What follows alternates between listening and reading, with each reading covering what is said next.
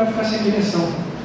Ele vai ficar à mercê das correntes, à mercê dos ventos, e provavelmente esse barco até vai ir para algum lugar, mas a gente não se sabe que lugar vai ser. Se pode ser um rochedo, pode ser embaixo de uma onda, não sei.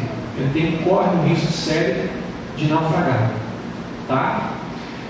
Para que haja propulsão nesse barco, é necessário um emprego de força, uma vez que a força motora para fazer com que esse barco reme é a força minha, ok? E essa força tem que ser empregada também na direção correta. Tudo bem? Estão comigo? Estão conseguindo seguir aí? Essa força, por sua vez, ela é potencializada se eu tiver um ponto de alavanca, tá? Dizem os historiadores lá que Arquimedes já era fera em ponto de alavanca, já em ponto de alavancagem, tá? O que seria esse ponto de alavanca no nosso barquinho? É aquele buraquinho lá que você encosta o remo para você apoiar e fazer a remada, ok? Sem a alavanca correta, o esforço que a gente tem que fazer para remar acaba sendo maior e o resultado acaba sendo menor, tá? Só que antes de eu prosseguir, eu queria chamar dois amigos meus, tá, pastor? Que eu convidei para participar especialmente desse debate. Eu sei que a gente acabou não combinando isso, né? Mas eu acho que vai ser importante a participação deles aqui para vocês entenderem o que eu estou querendo dizer. Posso buscar isso, pastor? Tá? Licença, gente. Esses aqui são meus amigos que vieram participar do debate. Tá? É um remo na versão miniatura. Tá? Carinhosamente, eu apelidei-os, tá? De graça e de fé. Por quê? Porque a gente começa agora então a entrar no contexto teológico do debate. Então, quando eu estou no meu barquinho, o barco eu estou chamando ele carinhosamente de a nossa vida. A minha vida é o barco. Tá? Eu estou com ele navegando pelo mar, por esse oceano, nosso barquinho tão frágil, tão pequeno, à mercê das ondas, dos ventos.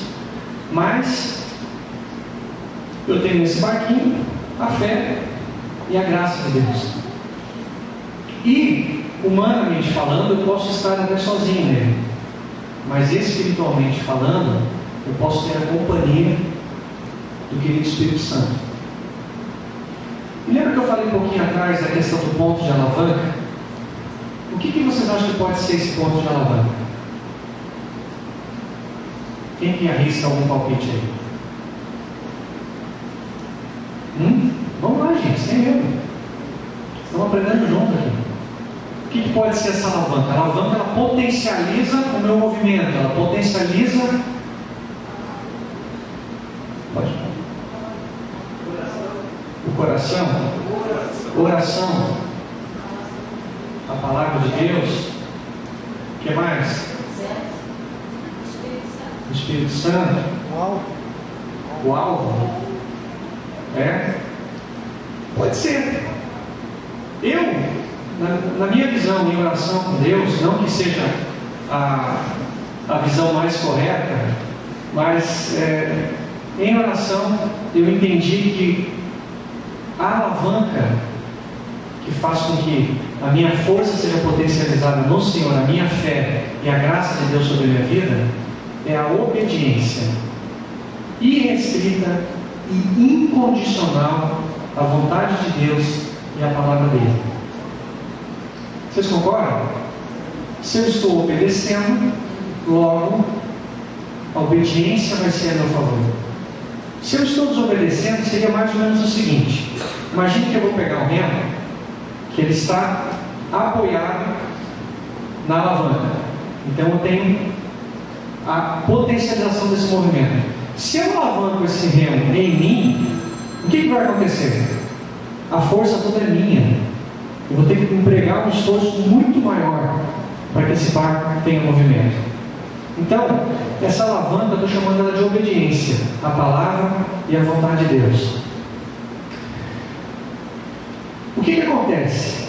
eu posso ter, aí tem um alerta que eu queria chamar a atenção para vocês, porque não basta você apenas ter fé, você ter graça, você estar obedecendo, tá? Aliás, eu acho que tem muita gente que está na igreja, que serve a Jesus, que vem na igreja, que vem nos cultos, que tem fé, que acredita na graça de Deus, que obedece a palavra de Deus, obedece seu pastor, às vezes até tem evidências de que estão indo na direção correta, porém elas vivem uma vida de falso cristianismo. O que eu quero dizer com isso? Que não basta apenas você ter esses elementos, você tem que ter o principal elemento do teu bairro. Esse elemento é a presença de Jesus. Esse elemento é o Espírito Santo de Deus em você. É você ser revestido do Espírito Santo de Deus. Tá, gente? Por quê? Porque a gente conhece na história navegadores muito experientes que acabaram tentando ir para um lugar e acabaram parando em outro lugar. Então, eu acho que isso para mim é uma mensagem clara. Até quando eu leio na Bíblia, que a Bíblia diz que naquele dia muitos vão dizer: Senhor, mas eu expulsava demônios no teu nome, eu curava em teu nome, eu fazia maravilhas em teu nome. E o Senhor vai dizer: eu não te conheço, eu não sei quem você é. Ou seja, essa é uma pessoa que provavelmente andou na presença de Deus, conheceu o Senhor, estava na igreja sentado aqui como nós estamos, e vai chegar lá naquele dia, e o Senhor vai dizer: eu não te conheço, que você não viveu em mim, você não estava enxertado em mim. Então, eu chego à conclusão de que a nossa parte, tá? Tomar os remos nas mãos é fazer aquilo que eu posso fazer, mas aquilo que eu posso fazer dentro da graça que o Senhor me dá para fazer. A palavra do Senhor diz lá em Romanos, no capítulo 13, no versículo 14, mas revestivos do Senhor Jesus Cristo. O que é se revestir? Uma tradução bem simples, é se vestir duas vezes. Duas vezes. Trazendo um exemplo bem simples do Willi, seria eu vestir a minha parte espiritual e a minha parte física. Não adianta apenas eu ter evidências de que eu sou um cristão. Eu tenho que ir lá dentro, na minha comunhão espiritual com Deus, eu tenho que ser esse cristão. Porque senão eu vou estar remando somente pela minha força, somente pela minha vontade, e não pela vontade do Senhor em mim. Tem uma tradução dessa Bíblia muito boa aqui, ó. A Bíblia, a mensagem, tá? Não estamos ganhando nada para fazer propaganda, né, pastor? Mas ela tem uma tradução contemporânea excelente. Recomendo muito aos jovens que comprem essa Bíblia. É uma Bíblia excelente para vocês, porque ela é muito clara aquilo que ela diz. E ela diz assim, ó: revistam-se de Cristo e estejam preparados. Por que a gente tem que estar preparado? Porque nesse mar que a gente vai estar navegando, vai ter onda, vai ter tempestade, vai ter todas as adversidades possíveis. E eu vou um pouquinho além. Cristo não nos disse que tiraríamos desse mundo, mas Ele nos livraria. Ou seja, enquanto a gente está lá no meio de uma tempestade, a diferença entre eu estar em Cristo e eu estar somente na minha vontade é que eu estou angustiado, eu estou morrendo de medo, eu estou achando que eu vou morrer, porque eu não estou em Cristo. Essa é a diferença básica daquele que está em Cristo e daquele que não está em Cristo. Mas eu continuo remando, porque aquilo é a minha parte do que eu preciso fazer, é aquilo que o Senhor confiou para que eu fizesse. Mas lembre-se de que eu só faço porque a graça de Deus atua em mim. Amém? Eu já estou indo para o encerramento, mas eu queria ler para vocês também uma parte de João, no capítulo 15, dentro dessa tradução que eu achei muito, muito bela a tradução. Eu vou pedir licença aqui para ler para vocês. que é a passagem de João 15, que fala sobre a videira e os ramos. Diz assim a palavra do Senhor: eu sou a videira verdadeira, o meu pai é o agricultor. Ele retira de mim todo o ramo que não produz. Já o que produz, ele poda para que produza ainda mais. E vocês já estão podados pela mensagem que comuniquei, dizendo o Senhor para vocês, tá? Vivam em mim, venham morar em mim, como eu moro em vocês.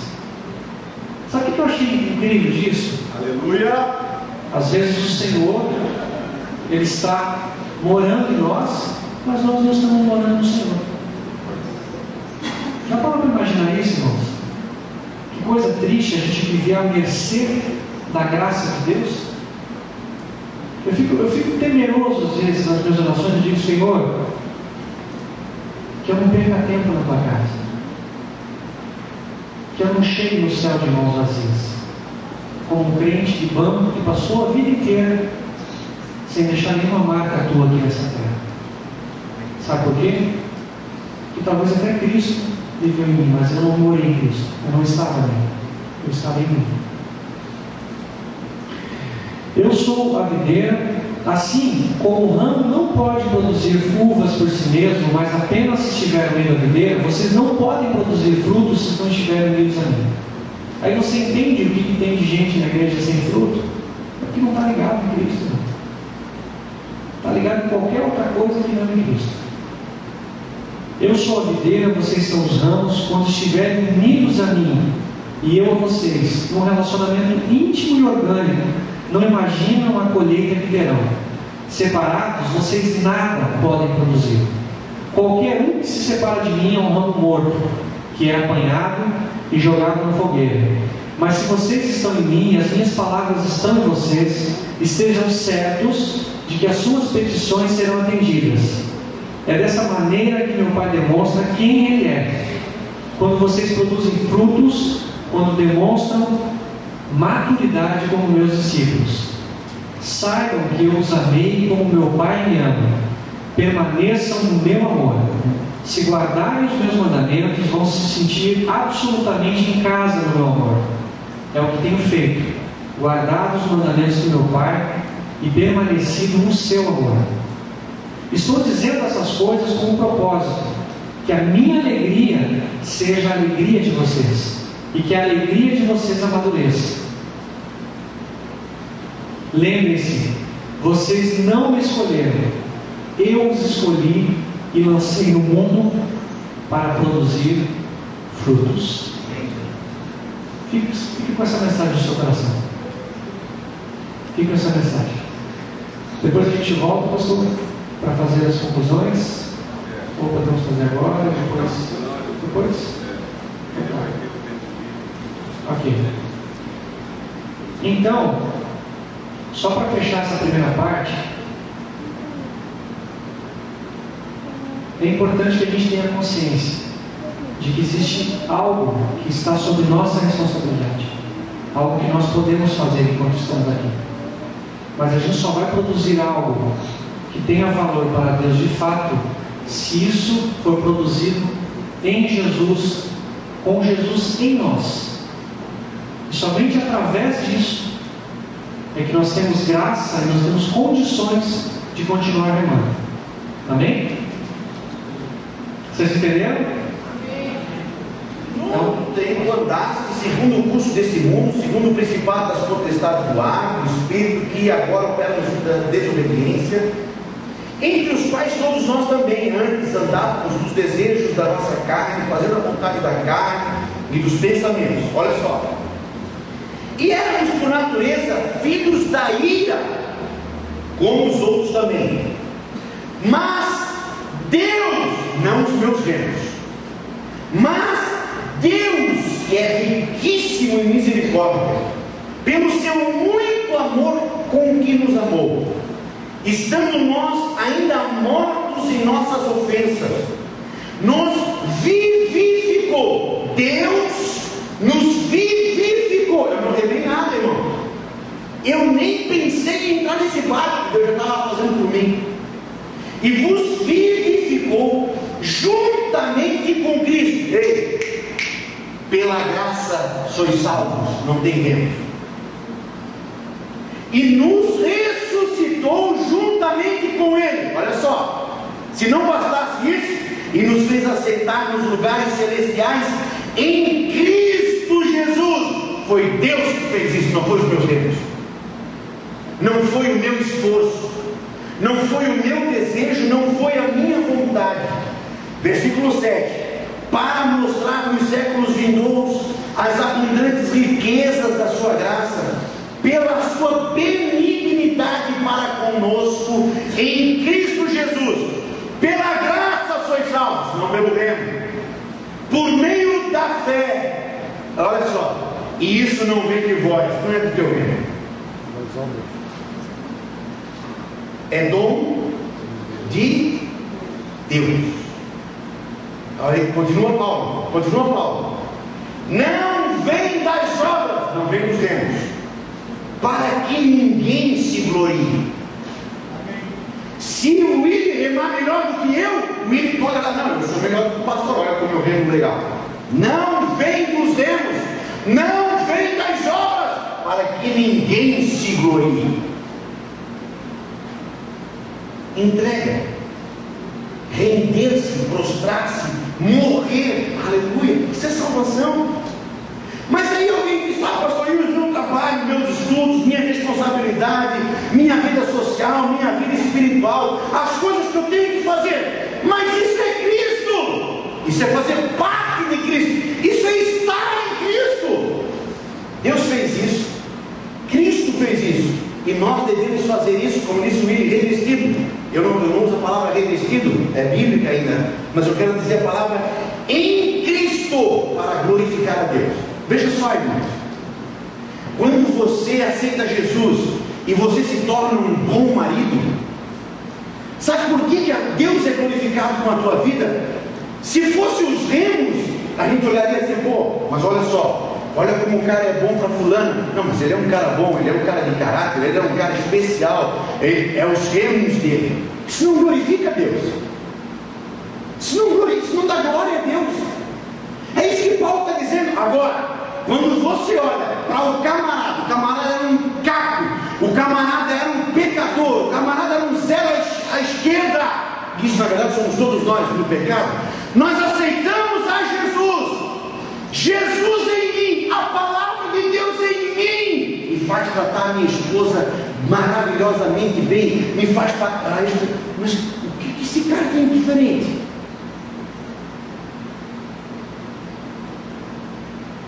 Aí sim isso vai glorificar a Deus. Vocês estão entendendo? Não é o meu remo, não é o meu remo, eu com os remos na mão, eu não rendo glória a Deus. É isso que Paulo está dizendo, é isso que Paulo está. Não é o esforço do Lemos, não é porque o Lemos nasceu na casa de um pastor, não é porque Deus está nele, é porque ele vive para Deus, é porque o Espírito Santo de Deus age na vida dele, é fruto de Deus. Isso dá glória a Deus. Você olha para isso, olha só, irmãos, quando aquela mulher olha para o profeta, como é que ela fala? Quando ela olha para o profeta, como é que ela fala? Aí vai um cara que sabe remar, é isso? Não, porque os remos não dão glória a Deus. Como é que ela fala? Aí vai um servo, um homem de Deus, o exemplo dele dá glória para Deus. Não, eu não sou melhor no remo, não. Paulo, como é que Paulo diz? Eu sou o pior, eu sou o mais pecador de todos, mas é a graça, é o que ele falou, é o revestimento em mim que dá glória a Deus. Eu vou ter que passar só um pouquinho agora. Olha só aqui, ó. Olha só aqui. Um dia Pedro está pescando. Vocês conhecem essa passagem? Porque eu amo essa passagem, eu falo direto nessa passagem. Ele está pescando a noite inteira e ele não pega nada. Termina a sua pescaria, ele vai para a praia, E ele encontra Jesus na praia. E Jesus, cá entre nós, já que a gente está só, bem sarcasticamente: oi Pedro, tudo bem? Tudo bem, Jesus. Pegou muita coisa, Pedro? Ele teve que reconhecer: eu remei, eu joguei a rede, eu fiz tudo o que eu sei fazer de melhor, e eu não peguei nada. E aí Jesus fala para Pedro assim, mais sarcasticamente ainda: volta lá, Pedro, joga do outro lado. Eu consigo enxergar a cara de Pedro, eu consigo enxergar. Ele está aquela olhada assim, embaixo para cima, e diz assim dentro dele: eu acho que tu não entendeu, eu estava a noite inteira lá, que eu estava fazendo esse trabalho todo e eu não peguei nada. Mas aí Pedro diz uma frase belíssima que eu quero deixar para a tua vida. Pedro diz assim: mas porque tu estás mandando, então eu vou. E qual é a conclusão da história? Agora ele pega peixe adoidado. É o que eu estou dizendo, irmãos. Ele não deixou de trabalhar, mas ele agora está revestido da palavra. Agora ele reconheceu que ele soltou os remos. E eu vou fazer em nome de Jesus. Como ele falou como é que era a parte fixa ali do remo, né? A alavancagem. Eu vou obedecer. Esse é um caso. Então, eu vou terminar então. Segunda coisa importante, nós temos duas passagens na Bíblia que é um desenho exato do que nós estamos discutindo. Nas duas vezes, Jesus está com os discípulos em uma tempestade. Vocês se lembram disso? Em uma vez, Jesus está dentro do barco dormindo. Quem é que está remando e que está apavorado e que vai morrer? Quem? Os discípulos. Na outra vez, Jesus está andando sobre as águas, mas o barco está numa tempestade régida. Eles estão tudo assustados, vão morrer. Quem está com o remo na mão? Jesus? Os discípulos apavorados. Aí só duas perguntinhas aí para quem tem o remo na mão. Me responda aí, por favor. Me responda, para você que está com o remo na mão. Primeira: quem é que estava com o remo na mão? Jesus ou eram os discípulos que estavam apavorados e iam morrer tudo? Segunda pergunta: de que adiantou os discípulos estar com o remo na mão? Eles iam resolver o problema, eles iam acabar a tempestade porque estavam com o remo na mão. Eu já estou concluindo agora. Só mais dois detalhes. Só mais dois detalhes. Para você que está com o remo na mão, eu disse que eu ia pegar um pouquinho pesado e já me perdoe. Mas nós estamos mergulhando na palavra, irmãos, e a coisa cutuca a gente. Eu fui cutucado, eu tive que sair da minha área de conforto, eu tive que sair. Mas eu vou um pouquinho mais fundo aí. Nós tudo lá em casa. Mas eu vou um pouquinho mais fundo aí, A arca de Noé. Quem é que remou a arca de Noé?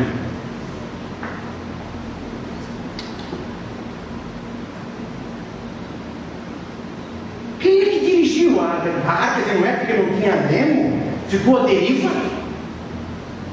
A arca de Noé, porque não tinha leme, ela foi parar num lugar que não devia?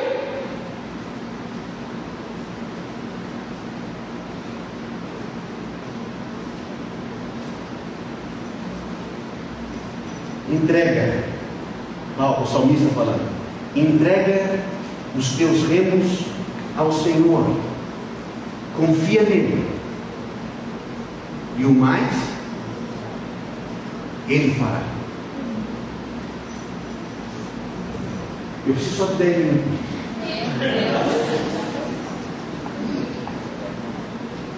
Deixa eu ver aqui, o que eu não vou falar? De que me valem os remos diante da tempestade da vida? Olha aqui, escuta o pastor agora. Quer dizer, escuta o expositor. Não quero ser o pastor agora. Mas eu queria que você respondesse para mim.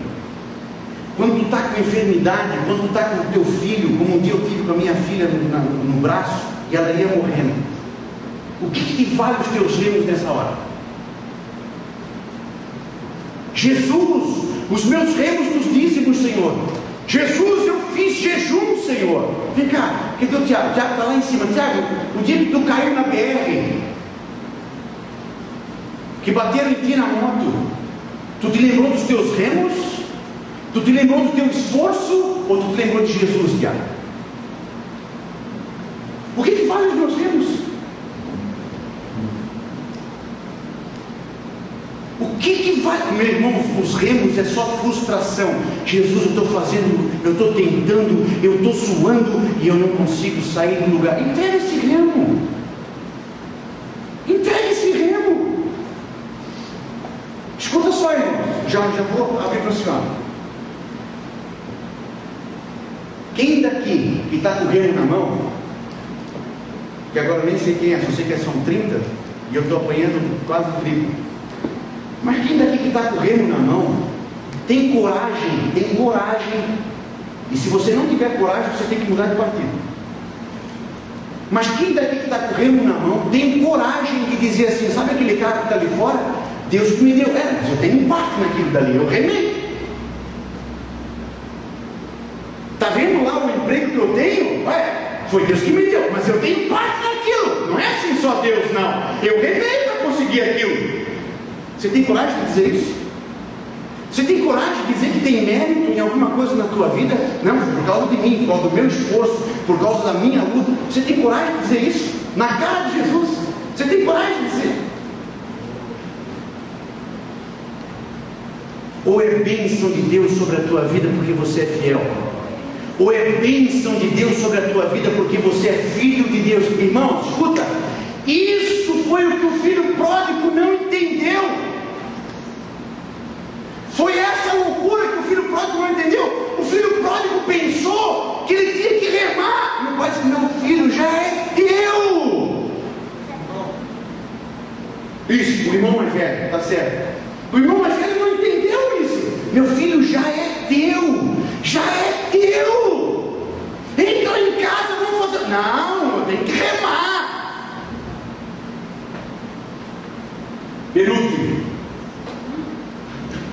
Penúltimo. João diz assim,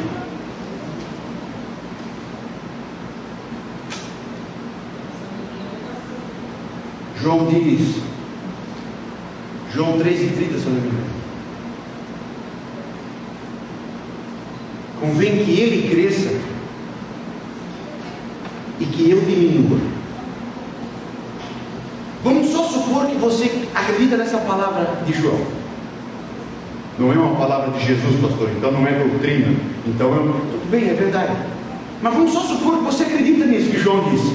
Convém que ele cresça, Jesus cresça, e que eu diminua. Vai chegar um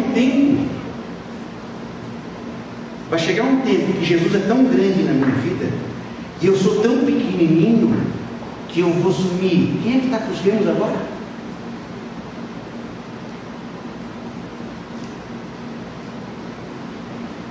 E eu queria propor só uma troca. Eu queria propor, o Willi falou que o nosso barquinho é um barquinho a remo, mas eu queria propor a ideia. Você disse aqui, a vela ela tem um propósito que é dar a luz, iluminar. E conforme a vela cumpre o seu propósito, ela vai morrer. Esse é o cristão. Esse é o cristão. Conforme eu vou fazendo a vontade de Deus em mim, eu vou deixando de existir, ao ponto de ele crescer de tal forma que eu já não sou mais reconhecido como eu, mas é Cristo em mim, esperança da glória.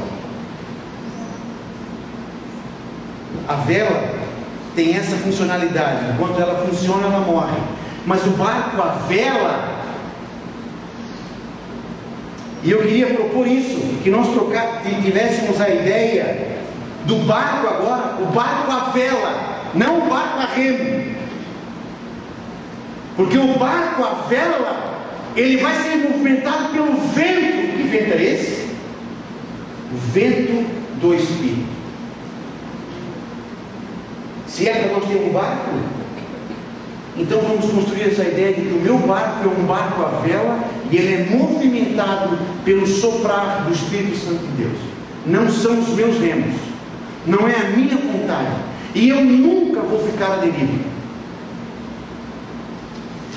E aí então nós íamos cantar mais ou menos assim em cima: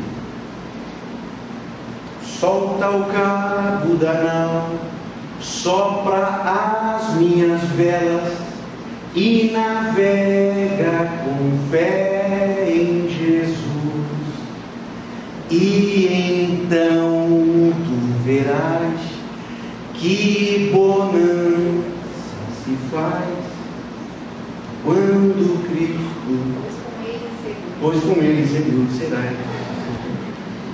E eu termino.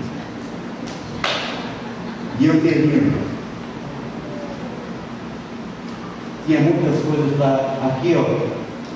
Nós enxergamos Jesus de um lado, eu do outro.